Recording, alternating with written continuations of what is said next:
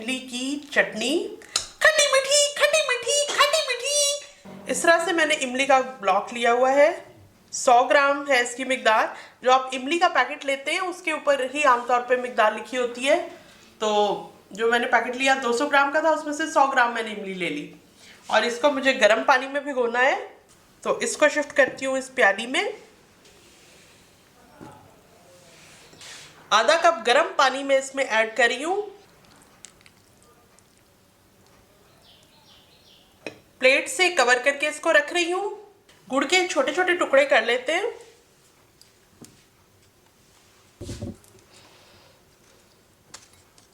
एक घंटा भीगने के बाद इमली की ये कंडीशन है, इसका पल्प सा बन गया है। इसको डायरेक्टली मैं पैन के अंदर ऐड कर रही हूँ। इसकी गुठलियाँ वगैरह मैंने रिमूव नहीं की हैं।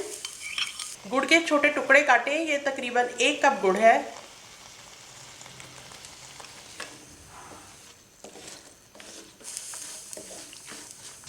वन फोर्थ कप पानी इसमें ऐड कर रही हूँ और दरमियानी आंच पर पका रही हूँ।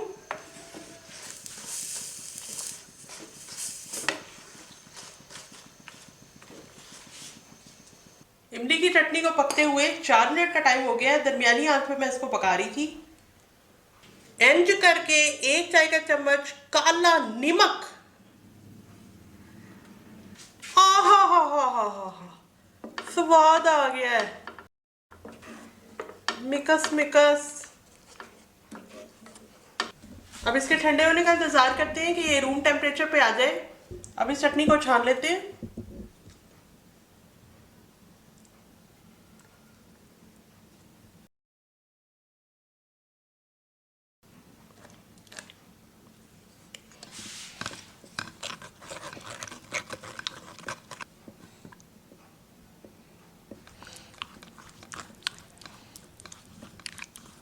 इमली के छोटे छोटे टुकड़े और गुठलियाँ ऊपर आ गई हैं।